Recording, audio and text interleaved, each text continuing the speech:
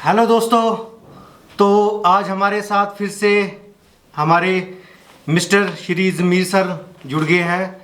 तो पिछली बार जब मैंने इनको अपने व्लॉग में लाया था, इन्होंने हमें ईद के बारे में बताया था। तो ईद के बारे में अब आपको पता है कि ईद ख़त्म हो चुकी है।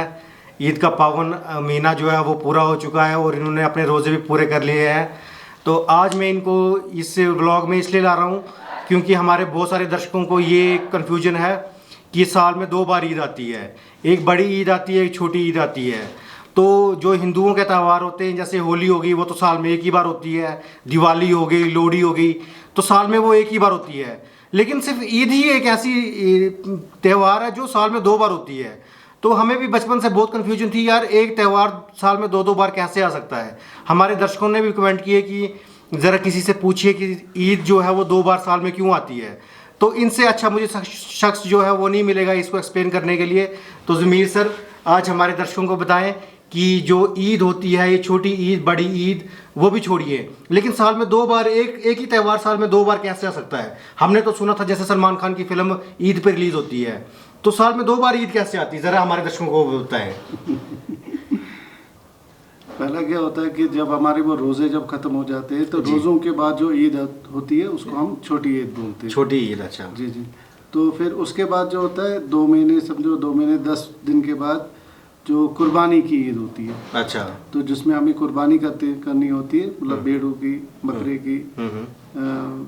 तो उसके बाद जो वो ईद जो होती है वो बड़ी ईद होती है। इसीलिए हमारे में क्या होती है कि 2 ईदें होती है। एक छोटी ईद होती है वो after the month of Ramzan, जब रमज़ान ख़त्म हो जाता है तो उसके नेक्स्ट डे ईद होती है, तो उसको हम छोटी ईद बोलते हैं। तो जो ये दूसरी जो आप बोलते हो कि बड़ी ईद क्या होती है, ये होती है हमारी वो कुर्बानी करने की ईद होती है।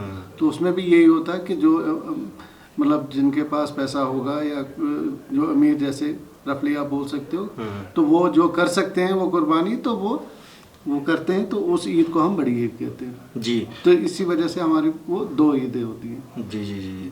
तो ये जो रमज़ान का महीना होता है ये हमेशा हर साल में अप्रैल के महीने में आता है? नहीं, ये हमेशा भी आप देखो कि इस बार ये स्टार्ट हुआ था 3 मई से, ये 10-10 दिन पीछे आता है।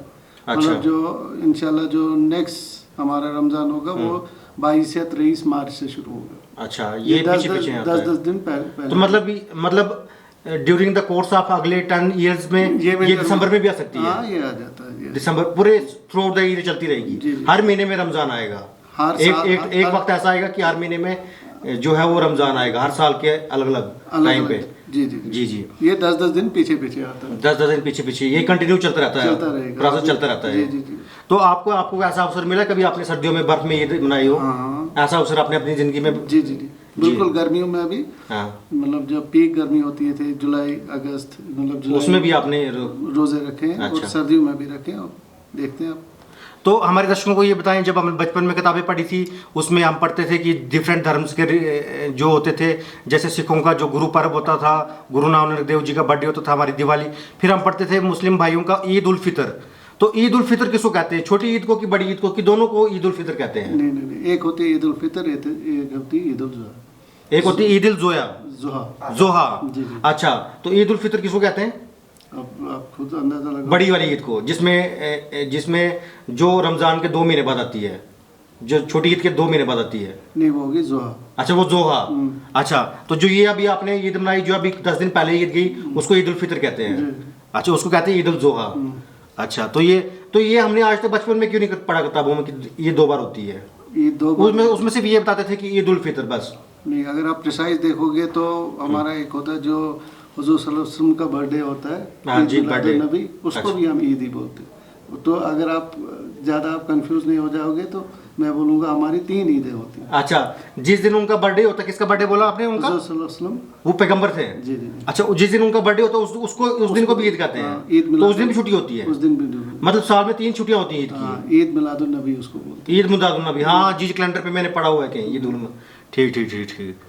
तो देखिए, ये कन्फ्यूजन मेरे दर्शकों को पता होनी चाहिए थी कि जो ये छोटी ईद बड़ी ईद, ऐसा क्यों बहुत सारे दर्शक हैं उनको पता नहीं है, और बहुत सारे इसको इग्नोर कर देते हैं कि हाँ भाई ईद है, छुट्टी मिल गई, बस उनको इसी से मतलब होता है। लेकिन हमारे सभ्यता का, हमारे इतिहास का, दरअसल क्या होता है कि ईद के लिटरली मीनिंग होती है खुशी। तो रमज़ान के बाद वो खुशी आ गई, फिर दूसरा हमें कुर्बानी की जो खुशी होती है उसको भी, ईद का मतलब ही है खुशी।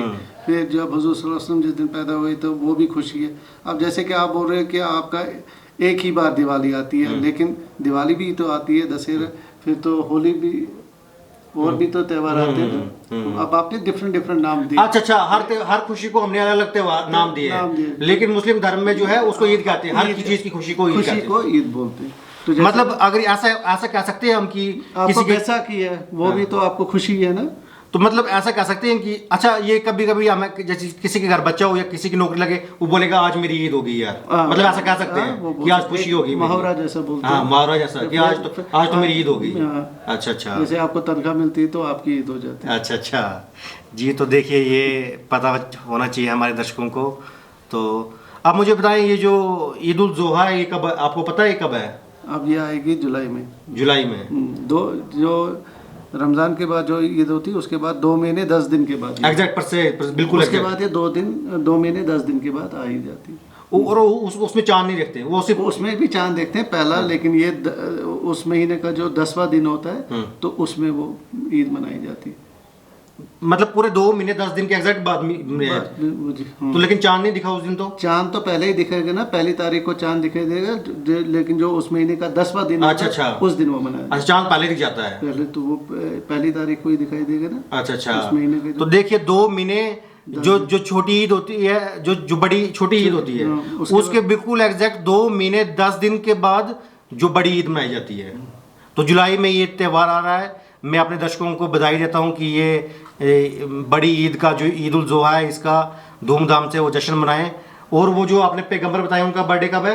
वो तो आगे कहीं होगा, एग्जैक्ट मुझे नहीं, मतलब इससे जोहा से बात ही होगा। इस साल क्या हो रहा है कि 2022 में आपने नोट किया होगा कि जो हमारे त्यौहार है और आपके त्यौहार वो बिल्कुल कंबाइन हो रहे हैं, साथ ही आ रहे हैं। हाँ बिल्कुल, एक दिन का डिफरेंस होता है या कुछ। हमारे नवरात्रा और छोटी ईद जो है वो बराबर है। वो आपके नवरात्रे और हमारे रोजे भी एक दिन के बाद बिल्कुल साइमल्टेनियसली वो शुरू हो गए। जी।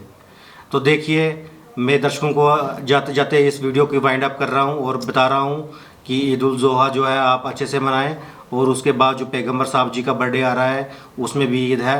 और मैं चाहता हूँ हर मेरे जितने दर्शक हैं और जितने भी लोग हैं जो इस वीडियो को देख रहे हैं, उनकी हर दिन ईद हो, यानी उनको हर दिन खुशी हो।